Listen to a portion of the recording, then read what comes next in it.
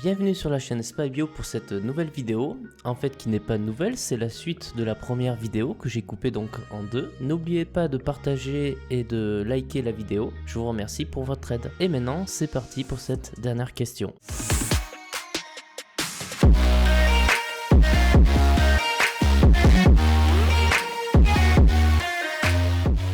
Et on arrive donc à la dernière partie de cette vidéo, et c'est une question que je trouve relativement importante, que l'on m'a posé déjà plusieurs fois, c'est pourquoi on est obligé de se faire vacciner en 2 doses.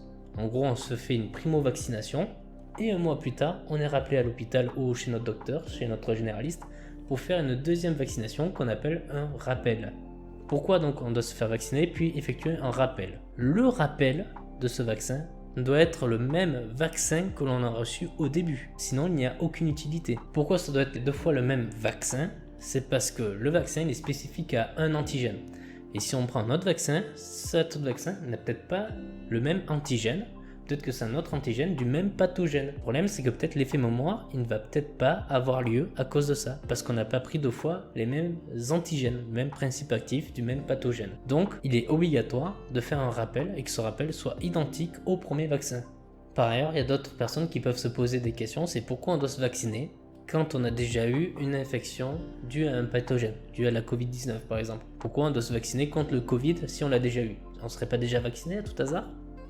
Donc il est très important de se vacciner même après avoir eu le virus, car pour les infections qui se manifestent peu de temps après l'acquisition de l'agent pathogène, la réponse de la mémoire, vous savez, la mémoire de nos lymphocytes B, de notre système immunitaire, n'est peut-être pas suffisante pour nous protéger. Elle est donc insuffisante pour contrôler les prochaines infections que nous allons avoir suite à ce pathogène. Et ici en plus on parle juste pour la Covid-19 de double dose.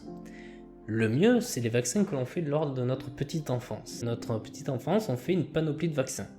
Diphtérie, tétanos, polio, BCG, enfin voilà, on en fait plein. Et en fait, il y a une petite particularité.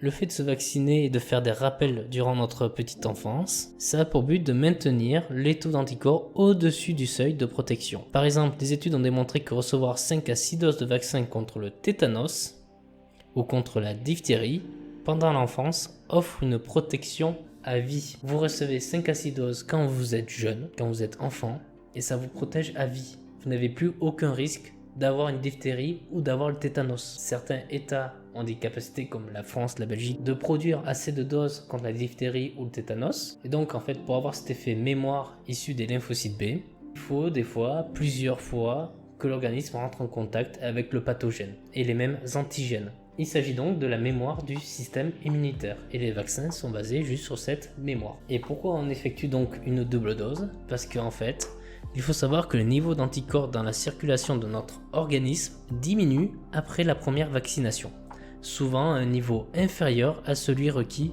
pour notre protection.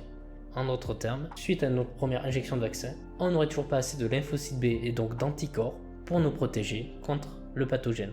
Donc on est obligé de faire une double injection, pas à la chaîne, donc avec un mois de décalage, pour que l'organisme reprenne contact avec cet antigène et se dise attention, c'est dangereux et le système immunitaire va produire assez de lymphocytes B pour nous protéger. Donc tout d'abord, la réponse mémoire peut être suffisante pour protéger contre la maladie s'il y a une longue période d'incubation entre l'exposition au pathogène et le début des symptômes, pour permettre les 3 à 4 jours nécessaires aux lymphocytes B mémoire pour générer des anticorps supérieurs au seuil de protection. Ça, il s'agit du premier contexte. En gros, on est protégé parce que notre organisme a eu le temps d'être en contact avec ce pathogène et les lymphocytes B mémoire ont réussi à être produits en masse. Donc il y aura toujours une quantité d'anticorps nécessaire, comme la fièvre jaune. Donc en gros, on rentre en contact une seule fois avec ce pathogène dans notre organisme et notre système immunitaire a déjà acquis les lymphocytes B mémoire. Et c'est le cas notamment pour la fièvre jaune. Donc on n'a pas besoin de se faire vacciner de nouveau. Le mieux c'est de se faire vacciner avant d'avoir la maladie, surtout la fièvre jaune, c'est mieux. Le deuxième contexte, c'est la réponse à la mémoire peut ne pas être suffisante pour protéger contre la maladie si l'agent pathogène a une courte période d'incubation et si les symptômes apparaissent rapidement avant que les niveaux d'anticorps n'atteignent le seuil de protection. Pour faire simple, c'est on a eu le pathogène. Notre système immunitaire a réussi à le détruire rapidement ou tout simplement notre pathogène n'a pas réussi à rentrer comme il faut dans notre organisme et il est mort. Le problème, c'est que notre système immunitaire n'a pas eu assez de contact avec ce pathogène pour produire les lymphocytes B mémoire et donc pour avoir un seuil d'anticorps minimal à notre protection. Donc on n'est toujours pas protégé à ce niveau-là. Ça, c'est un problème. D'où le fait qu'il y ait une deuxième dose pour la Covid-19 actuellement. Dans cette vidéo, j'ai donc omis de parler de beaucoup de choses. Notamment, je n'ai pas parlé des effets secondaires des vaccins. La vaccination reste toujours une arme principale. Et c'est pour ça qu'on le fait dès la jeune enfance. Dès qu'on est enfant, on se vaccine.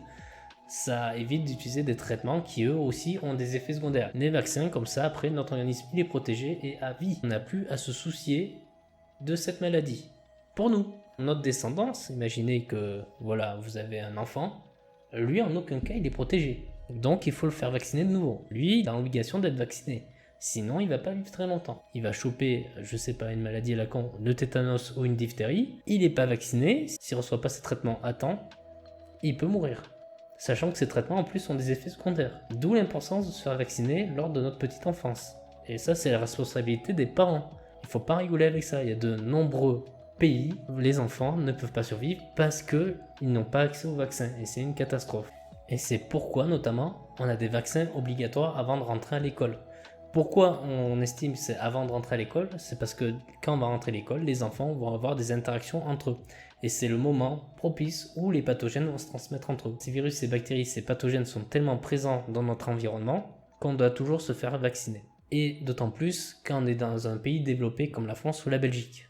Pourquoi? Parce qu'on a tous accès aux vaccins. Dans la description, vous avez toute la recherche bibliographique que j'ai effectuée, toutes les études scientifiques sur lesquelles je me suis basé. Donc n'hésitez pas à les lire. Si vous avez aimé cette vidéo, n'oubliez pas de liker, partager, commenter. Cette fois-ci, vraiment commenter, n'hésitez pas. Et je vous dis donc à la semaine prochaine, jeudi ou vendredi. Sur ce, ciao, c'était SpyBio, bisous.